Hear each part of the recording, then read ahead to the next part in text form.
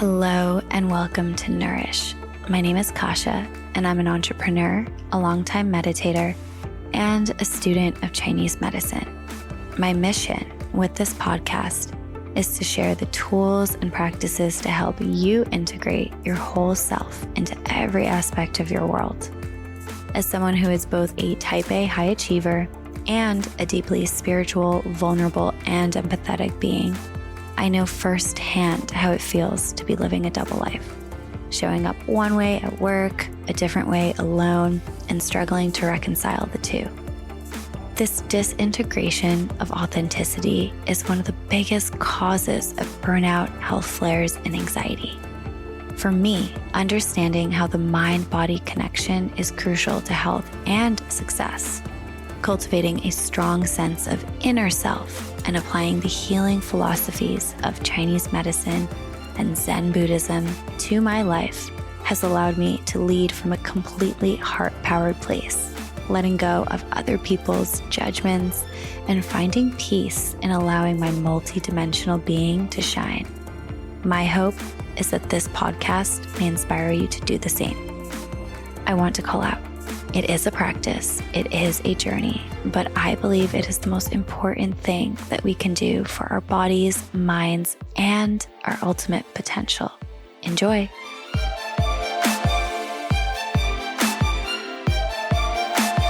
Hello, my friends, and welcome back to the Nourish podcast. Today, I have an incredible guest joining me. This guest is actually a return guest, thanks to popular demand.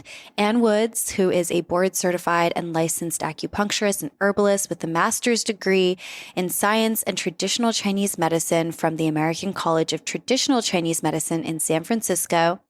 Anne is back again. We had her on the podcast back in December talking about the transition into the winter season. And today we're going to be chatting all about the transition into spring, everything around the energetics of spring, the element of spring, the foods we should be considering during this time, the movements we should be bringing into our lives, and the mind-body connection around this transition, what to look out for, how to determine if we are in balance or out of balance, and what we can bring into our lives to really make this transition beautiful, harmonious, and nourishing for us.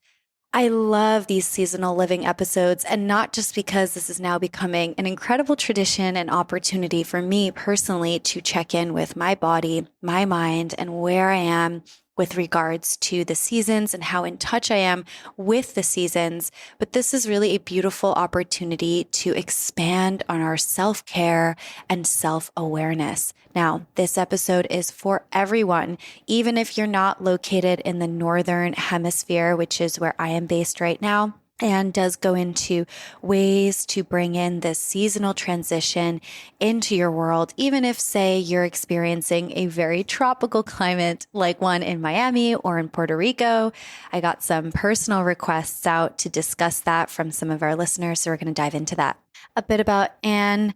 Anne Woods is a licensed acupuncturist and herbalist in San Francisco, as I mentioned. Her approach to modern medicine is gentle and empowering, rooted in ancient healing modalities such as acupuncture and Eastern medicine, therapeutic movement, nutrition, counseling, and herbal medicine.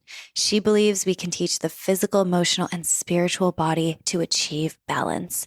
Anne has a passion for helping people with acute and chronic pain, digestive disorders, hormonal imbalances, natural skincare, and stress. Her intention is to help people feel vibrant and alive in their bodies so they can live fully with peace in their heart and mind. She has been teaching yoga for over 14 years in a variety of styles when she's not in the clinic, and enjoys spending time in the ocean, tending her garden, ceramics, cooking up nourishing dinners with friends and family. Now, without further ado, let's jump into this nourishing episode and welcome Anne to the podcast. Anne Woods, I have to say your last name because I feel like that sets the stage for, ironically, actually, the season we're talking about, but also just the earthy nature of your being. Welcome back to the Nourish podcast. Aw, thank you so much. It's so nice to see you again. So happy to be here. Oh, yes. And this is a exciting episode because the last time we spoke, we were diving deep into winter. And now we're transitioning to a whole new season. And we're going to talk about seasonal living from the perspective of spring. I think it's such a beautiful check-in for me as well. But before we dive into all of that, I want to start it off with, what are 3 words, work-related, not work-related, that you would use to describe yourself at this point in time? Yes, that's right. We did do this last time. Good question. Good question. So 3 words to describe myself at this point in time would be growing, open, and curious. Ooh, I love that. Also, I have to say, growing was definitely not on there. I think curious was, but growing was not. I think I said curious last time. Yes, Yeah. Always curious. That will never change. yes. I love that though, because I feel, and this is just such an interesting exercise because this is actually the first time that I've had a guest on twice, the same guest. And it's interesting to see your words evolve, especially as we talk about transitions and seasonal living. So, Exactly. I know. Me too. I'm excited to see that as well. I Yes, love it. happy spring. Happy spring. Yes, Today yes. is we're recording on March 6th, and so spring has already sprung according to the lunar calendar, which happened back in February, but we're almost to our spring equinox. Wow. For Gregorian calendar, which is, of course, as you know, March 20th, around that time. But right now we're about to change our clocks too. So these are all great things to talk about, and I can't wait to dive in with you. So let's actually start there, because that was my very first question, which is, can you walk us through kind of at a high level, like these seasons as they are associated with the Chinese medicine calendar? Like, what is the official term and what are the blocks of time? Because I feel like spring is springing, no pun intended. And I think I commented on your beautiful background as noticing the same, your beautiful garden there. But what does it look like from a TCM point of view? Sure. So yes, I am at the Garden, my wellness clinic that is here in San Francisco. And we are noticing a lot of things changing outside, and I will say more about that soon. We do have a teaching garden here, and it is really exciting to have windows and these open doors to the treatment room called the sunroom, for a very good reason. As you can tell, it's very sunny and bright in here. And yeah, we use our teaching garden outside on the redwood deck to incorporate knowledge and wisdom from nature and the seasons within our practices that we have here in the clinic with our patients. So more on that for sure. But to answer your question, I would love to say more about the lunar calendar. So lunar calendar was which I think is what you're referring to as a TCM or Chinese medicine calendar. It was created by, I think what I read, and I don't actually know if this is the truth, but what I read was the lunar calendar was created over 3,000 years ago by one of the first emperors of China. And it was made for agricultural purposes. So everyone could benefit, right? For food and for trade and so on and so forth. And so the more that this was established and that people paid more attention to this, we could understand more about herbal medicine and how the herbs change throughout the seasons, when to take these herbs, how they benefit our bodies, so on and so forth. So, really it's such an ancient tradition, the art of healing our bodies with food, with herbs, with nature.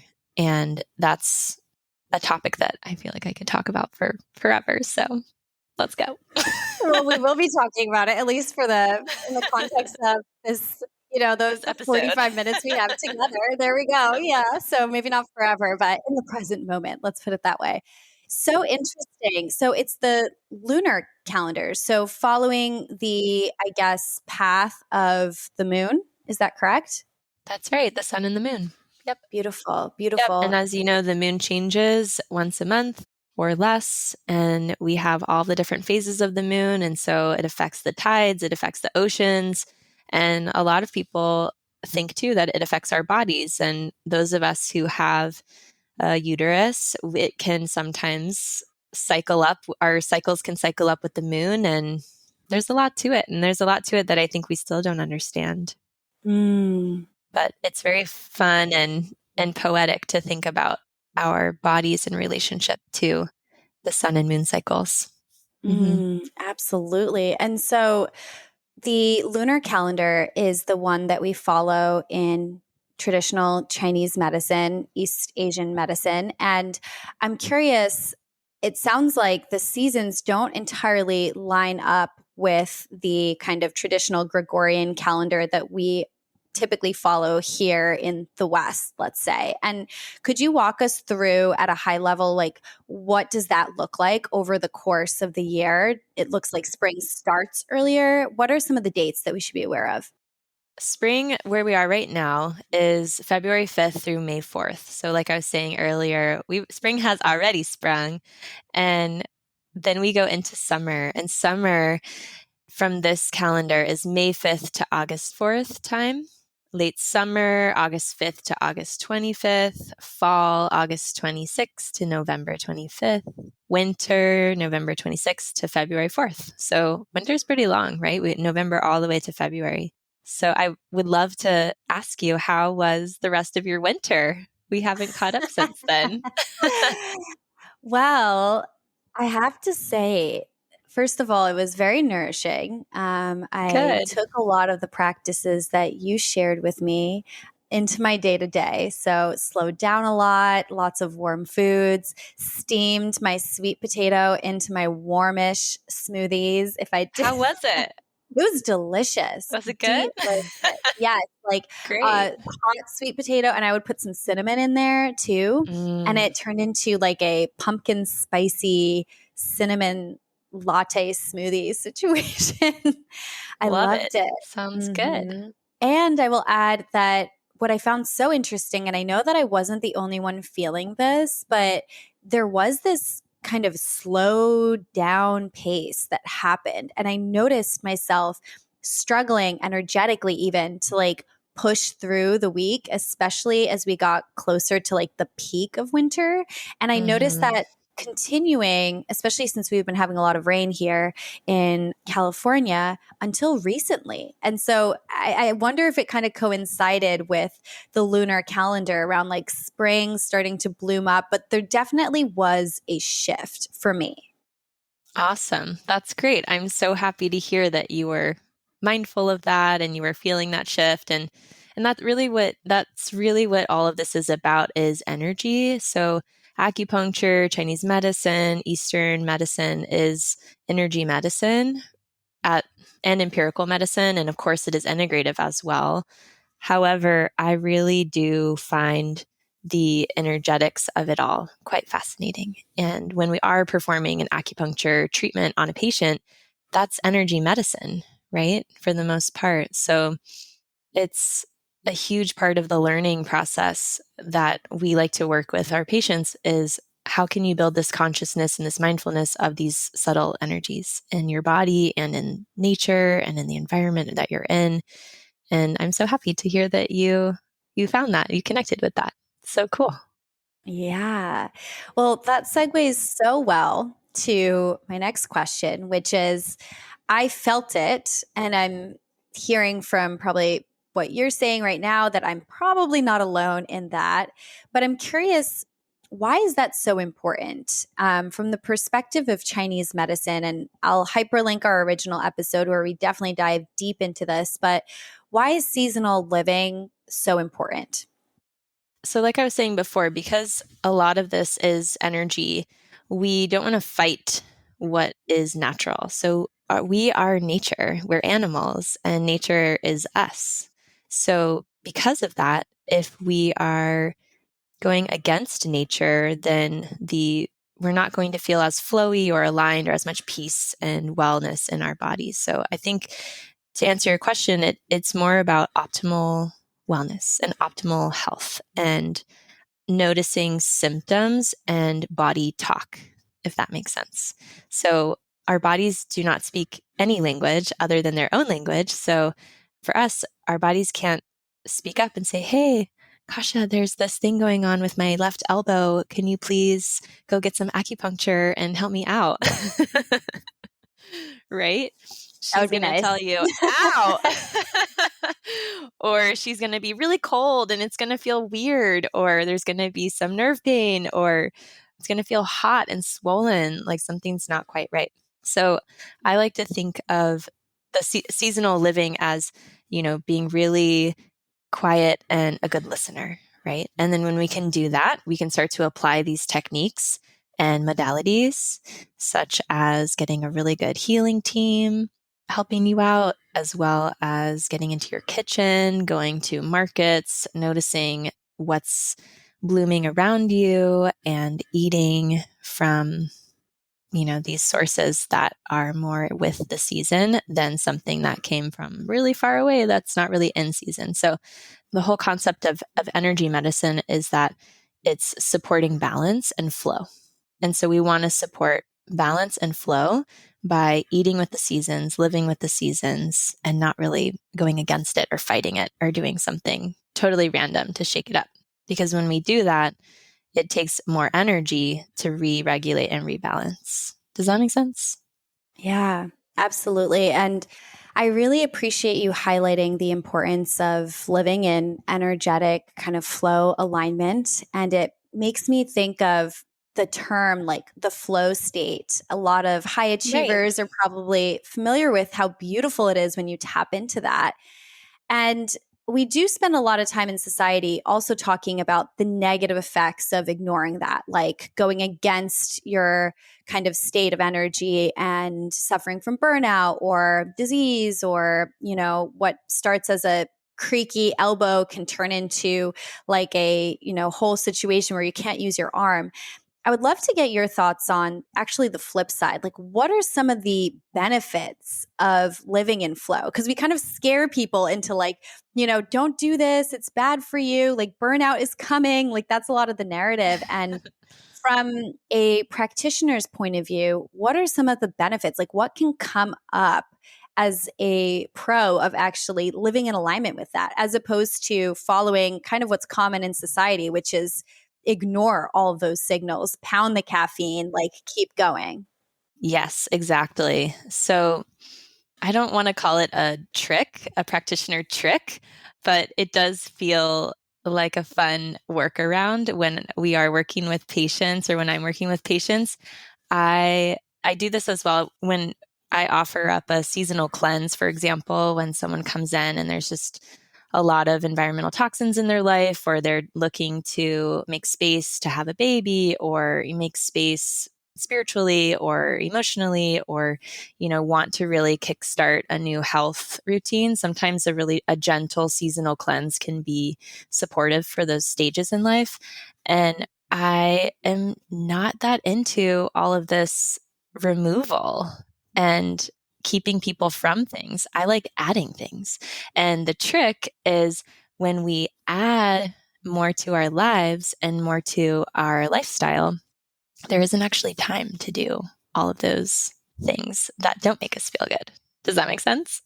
Yeah, absolutely. Yeah. So optimizing for the things that make you feel good can kind of get you going on that path, it sounds like. Yes. For example, so when I'm creating a treatment plan with a patient and they're interested in seasonal living practices, I'm going to give them let's talk about spring since we're here talking about spring today. I'm going to give them a spring grocery list and what I want to see in their pantry and what I want to see in their supplement, first aid kit, or their, medicine cabinet. We're going to talk about some exercises that would benefit their bodies for the spring season. We're going to talk about sleep. We're going to talk about their work-life balance and their relationship with their work or their family and what's expected of them. And we're going to add probably more hydration, because a lot of us are living on the computer and forgetting to hydrate and feed our bodies enough. And so there's going to be a lot of time that I'm asking of them to add into their lives with food preparation, with exercise, with quality time with the people they love and care for, with breathing more, so on and so forth, that there isn't really that extra time that where folks tend to, when you get a craving for something and then you go reach for it, right? So if we're shifting that energy and we're doing something that's really focused and on task, such as with the cleanse or with these new lifestyle tips, then there just isn't really time for those things. And then one thing leads to another, and patients start to feel better, and they come in and there's more peace and ease in their bodies, their symptoms have relieved, and they are just in general a more pleasant, wonderful human being on the earth. And they're creating that ripple effect with themselves first, and then those around them, and so on and so forth. So energy medicine is such a subtle thing, and lifestyle adjustments can be really simple and really subtle, but I do believe they can have a major impact on our lives and the people around us too. That's such a beautiful example of kind of the ripple effect of when you move in alignment, there is kind of this, I guess, there's like a sense of flow and ease in your life, which I think a lot of us are looking for. So that actually brings me to my primary question. We are transitioning or have transitioned into the spring season. When this episode goes out, it's going to be spring in the Gregorian calendar as well. Yeah. Can you share with us, let's start at a high level. What is the core energy of spring?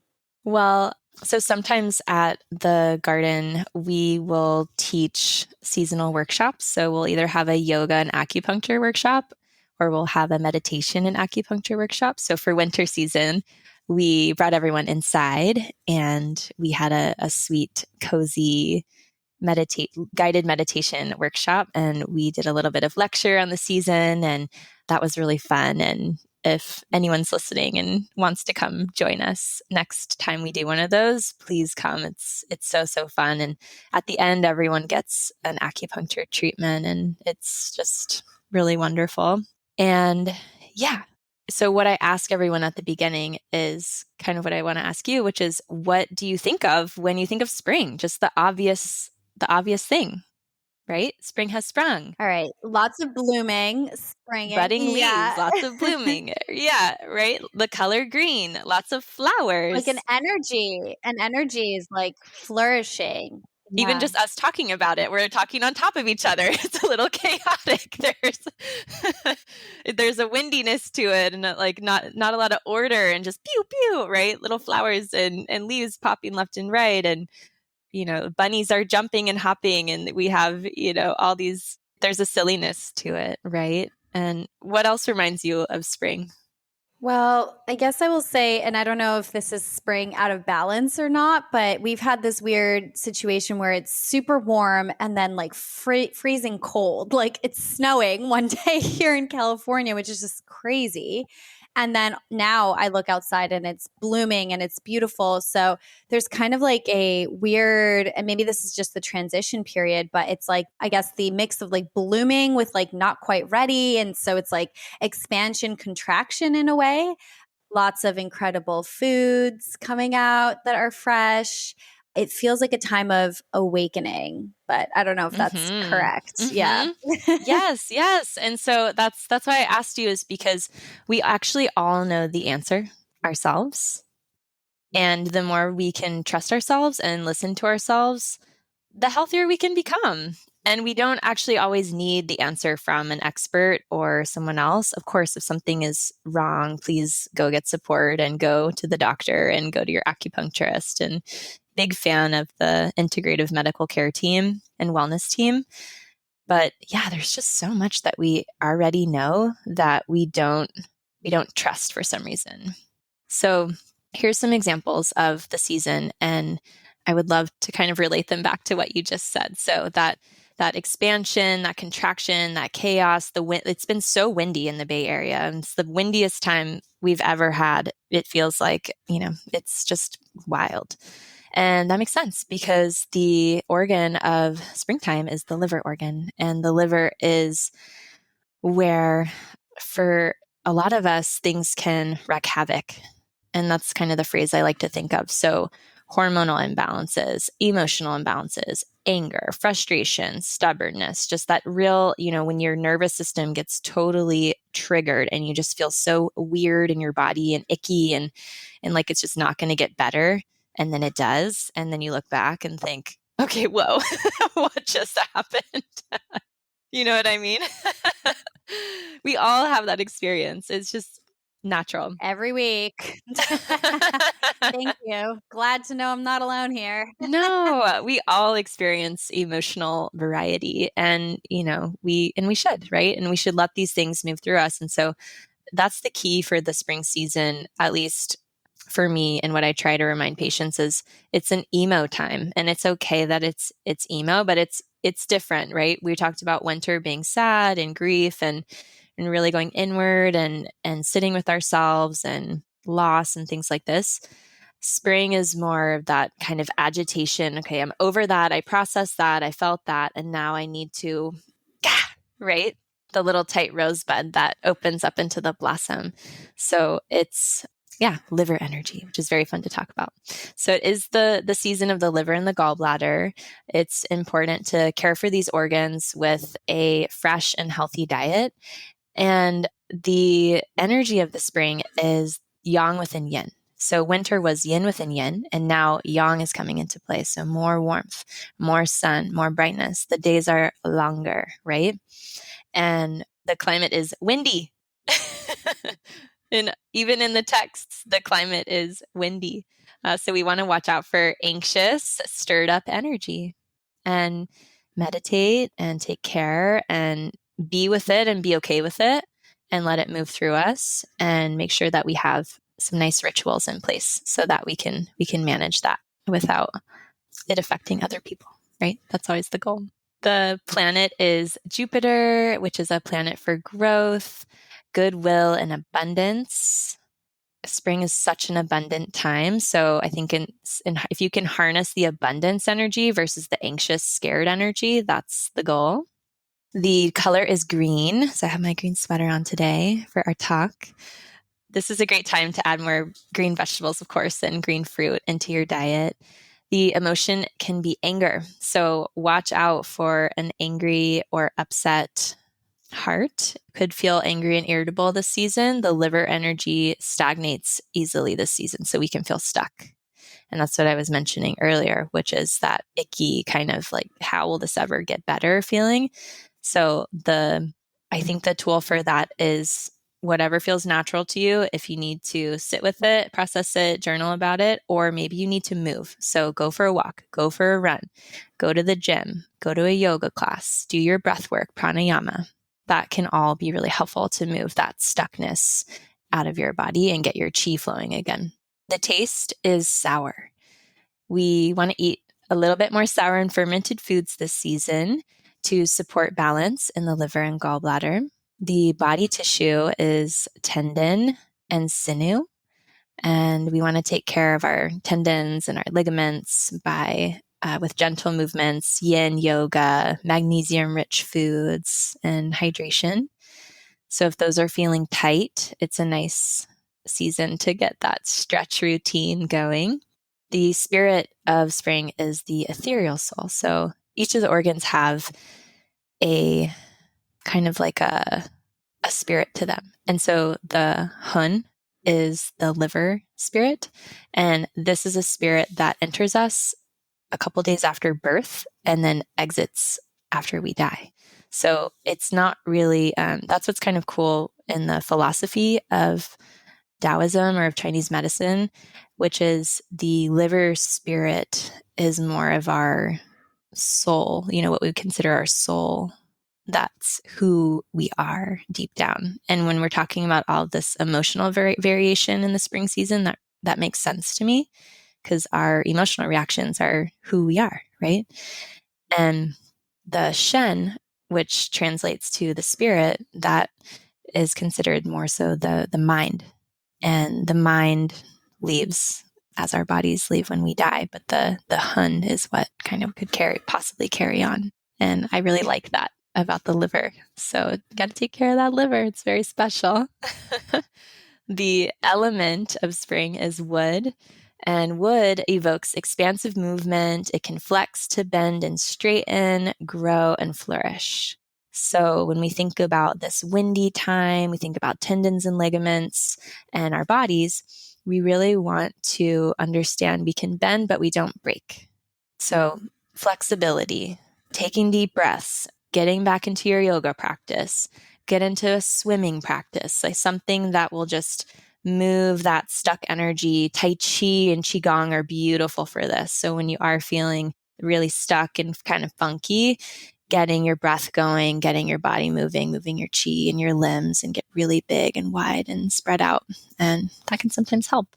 Wow. Oh my gosh. So much there. Wow.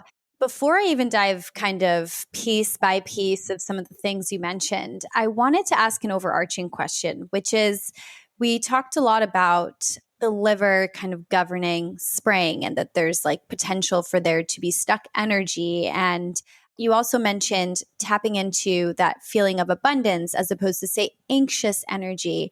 And I wanted to ask, at what point would you recognize that there might be something out of balance, right? Where a lot of the time, reactivity in my case, right? Like feeling reactive emotionally to me is always like a sign like, hey, what's going on here? Is something off? But it also sounds like that's kind of innate with this period of time in this season. And so is there even such thing as hypothetically like imbalance with the season or imbalance in kind of this element or this energy? Or is it a bit more normal to just be experiencing these triggered emotions? Like at what point would you say, hey, energetically something is off? Let me know if that makes sense. I can rephrase the question too. It does make sense. And, the answer is it depends. And I wish I had a more crystal clear answer for you with that one, but that's the truth. It really depends. It depends on the person. And that's what's beautiful about this medicine is that we invite people into the clinic and we get to know them and we get to know their health history and we get to know their mental health history and we get to know their body and their energy and what's in balance for them. And so for you, you could have reactivity as a normal experience in your life, and that those ups and downs may just be who you are and a part of your life experience. I think when they start to affect your life, or they affect your job, or they affect what you love to do, or they affect your family and your peers, or if you just feel, a lot of dread or depression or so much anxiety that you can't get through your day, that's kind of beyond imbalance to me, right? Imbalances are small, little, tiny things that we can shift back, but it's all on a spectrum, right? So we could have a severe imbalance with a patient. We could have a really minimal imbalance. And when someone feels imbalanced, it's like what you were saying at the beginning of our talk, which was flow state, right? To me, that's what balance means. And we can't be in flow state 24/7. That's not good, right? That's not healthy, or that's not living in reality, but we can feel aligned and we can feel these really natural ebbs and flows of our physical well-being. Getting sore after exercising is normal process of your cells and your body. And getting irritable when someone upsets you is also normal. And that's a good thing, right? We want to be expressive. We want to live. It's all a part of living fully. And it's all a part of what I would consider a healthy lifestyle is feeling fully, living fully, but also bouncing back. So being resilient is really key and important to a balanced life, and working on yourself so that you can have healthy relationship with yourself and healthy relationships with others. That's such a good way to explain it. And as you were speaking, a visual came to mind for me, which is like that of an ocean, meaning like the waves are never consistently the same, but Mm-hmm. are you having an experience of like drowning underneath them or surfing with them, even if the patterns might be changing? And I'm wondering Mm-hmm. if that's like a good metaphor, so to speak, in terms of your experience. Like if you're a reactive person like myself, like the waves might be choppier, but that doesn't necessarily mean that like my entire life needs to be reflective of that, like where I might experience that, but how well can I rebound from that versus be like sucked into the, I don't know, the crazy storm that I'm living in at the moment? It might be a better indicator of how imbalanced or out of balance I am. Would that sound kind of right? Yeah, exactly. I love the wave metaphor. So the ocean is actually very, very similar to the expression of yang within yin. And so the power of the water and also the smoothness of the water at the same time is very spring energy to me. Wow. That wasn't intentional, but I feel very proud in this moment. So like the sunrise is similar to the spring energy, right? So you have the brightness of the sun that's coming through the darkness. And you have a budding rose, the tiny little green bud that's wound up so tight, but you have this big fluffy pink flower that's about to pop out, right? And that energy that comes out is a lot of yang energy. Even giving a childbirth is also a really good example. You have kind of this quiet, long hibernation growth of pregnancy, and then you have a very loud baby that comes out and joins you on the planet. So there's lots of versions of that, and it all is natural. Yeah. So there, we got to have our ebbs and flows. Yeah. Another Yeah. way that you can really take good care this season is with food. And would you like to hear my grocery list for spring? Oh, yeah. I was about to ask you. So beautifully, beautifully psychic.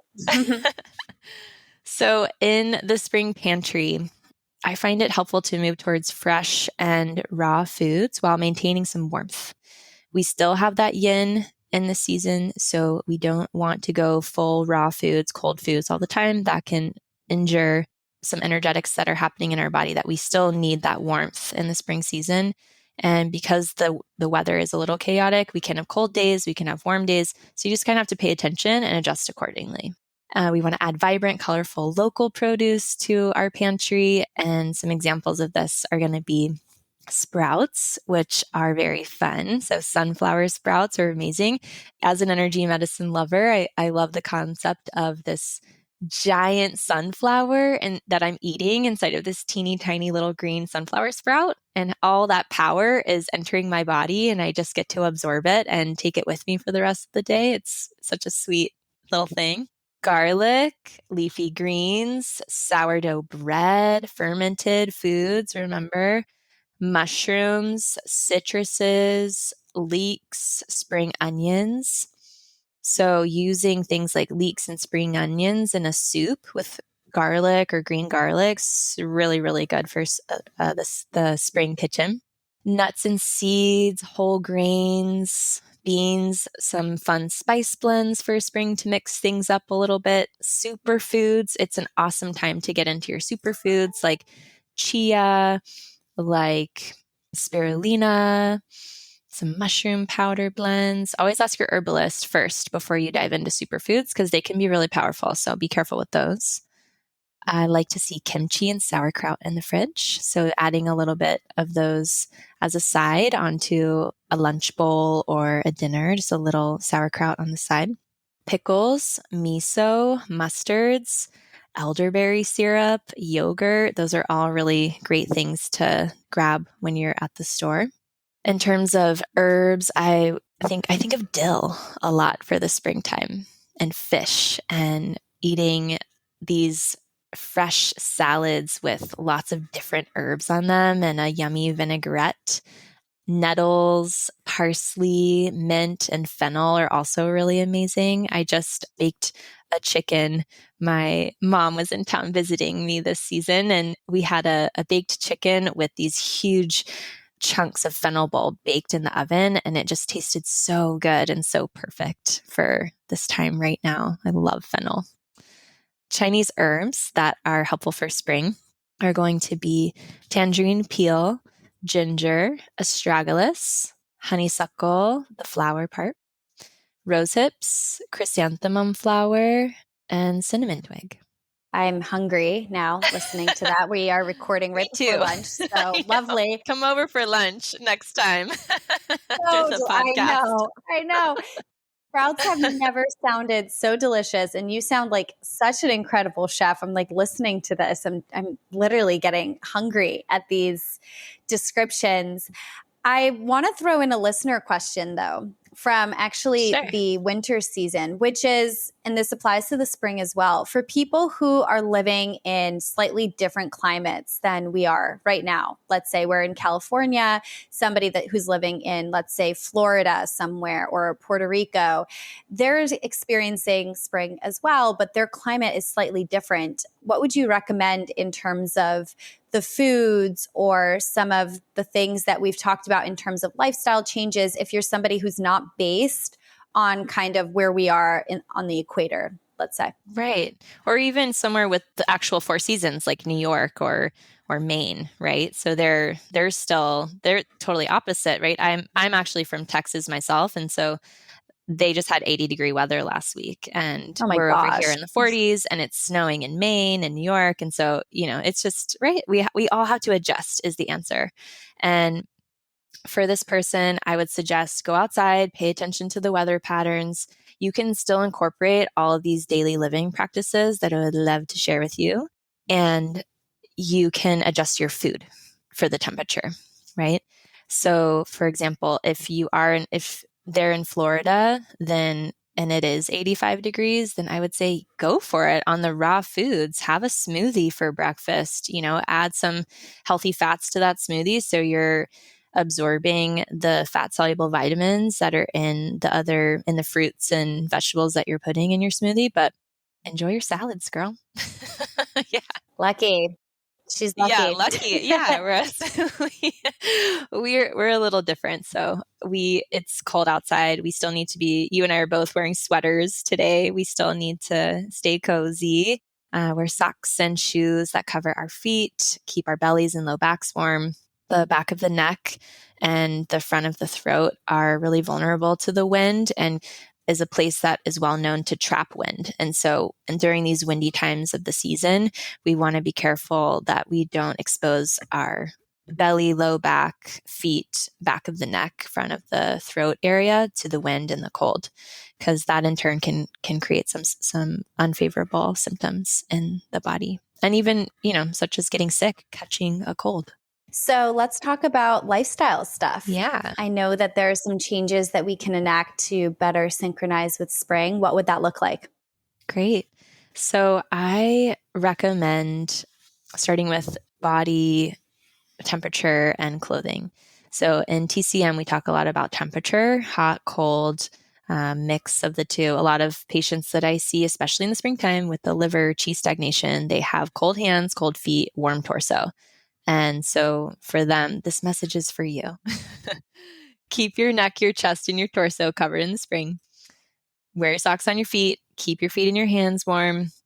Drink warm water in the morning, or you can carry warm water with you throughout the day in a thermos or a water bottle. Or when you go out to eat, you can actually order warm water with a lemon or just warm water. You don't have to drink the ice water at a restaurant when they serve you water at the table. Let's see. Yes, lighter and sustainably sourced natural fibers and materials like linen and cotton are a bit more cooling for those warmer, sunnier days. So for someone who's in Florida, you don't have to wear sweaters in the springtime like we do, but just pay attention to how you're feeling and keep your body temperature warm. And if that means you're too hot, then you can wear lighter clothes, which is nice. For movement methods, we want to begin our mornings I like to begin with a couple sun salutations to move and stretch. And that's a full body yoga experience that you can fit into just a few minutes. And so most people have time for that. And that's an easy recommendation. Get sweaty to aid your qi and blood movement and support your liver detoxification. That liver can get stagnant, like we keep saying. So make sure that you keep your body sweating and moving. and go for a long walk, go for a hike, go for a run, go swim in a pool. The water element can be really helpful for that irritable or intensity, like anger fire is what we would say, the fire that comes with anger and frustration.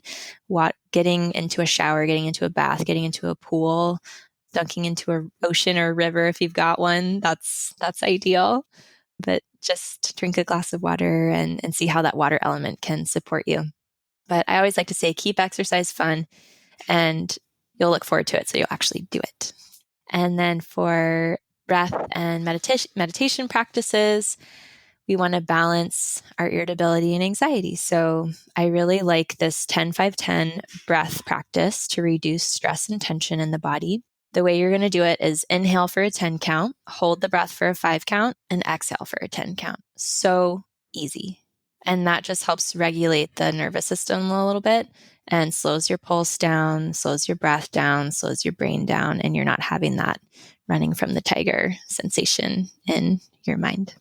I always like to suggest prioritizing self-love meditations this spring. We want to visualize blooming, blossoming, and creating fresh new experiences and projects. So anything that's been kind of brewing over the winter season, now's the time to check in with those and get those started. And we already talked about kind of food stuff, right? So it's nice to incorporate steamed and lightly sauteed vegetables this spring season. We can still eat those delicious squashes from the winter and roast those, but we can add them to a fresh salad, for example. So I love a lunch that has a warm roasted veggie with kind of like a vegan creamy sauce on top, and sprouts and little seeds like pepitas or sunflower seeds, and then and then you can have those herbs and everything all working together for you. So it's a little mix of hot and cold, and of course a yummy soup on the side would be great. Soak your beans, soak your grains. That can help with stagnation in the digestion this season. And I love a mint and honey hot tea throughout the workday too. Oh my gosh. First of all, just a quick question. Does the garden have a cookbook that you're also offering for people? If not, just like please putting that in there as like a request, because vegan creamy dressing has never sounded quite so good. And sprouts, as I mentioned earlier, have never sounded quite so sexy. So yeah.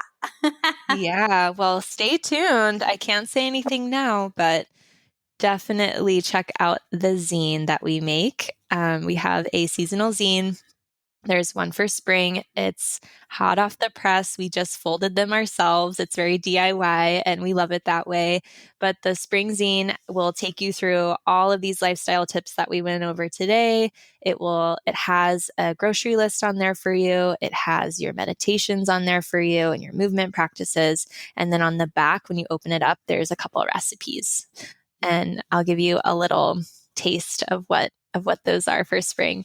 So I definitely have a salad dressing and a salad on there for you. So check that out.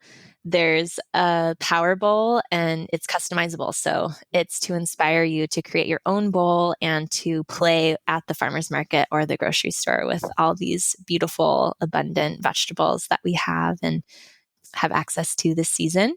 And then I have because spring is chaotic and wild, there's a morning oat bowl.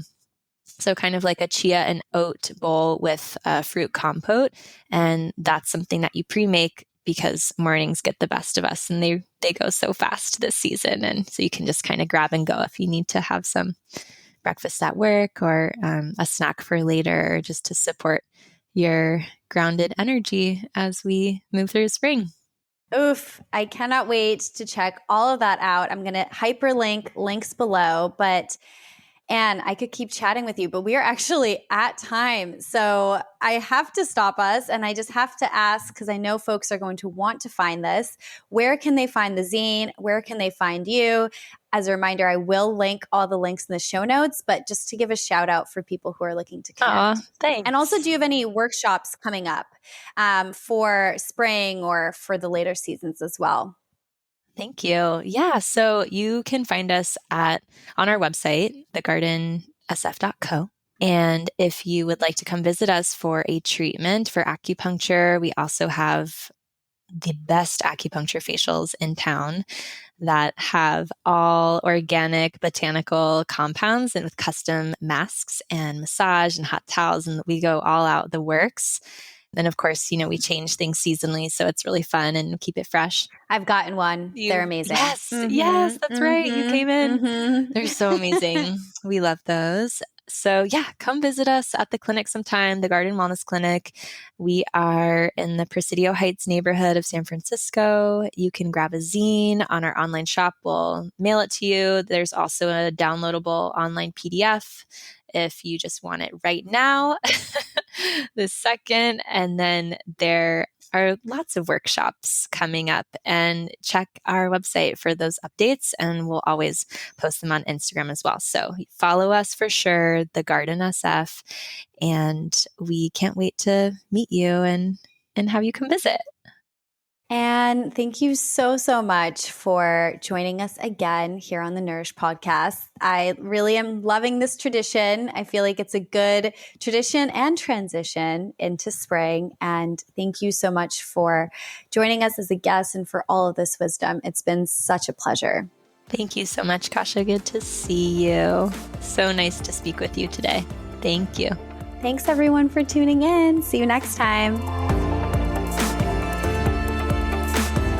Thank you so much for tuning into this episode of Nourish. If you enjoyed this conversation, please leave a review. 5-star reviews help the podcast grow, and I'm so grateful for that. I publish new episodes twice a month, so hit the subscribe button to be notified. And if you want to stay connected in between episodes, join my community on Instagram and TikTok at nourish_podcast. All right, that's all I got for you today. See you next time.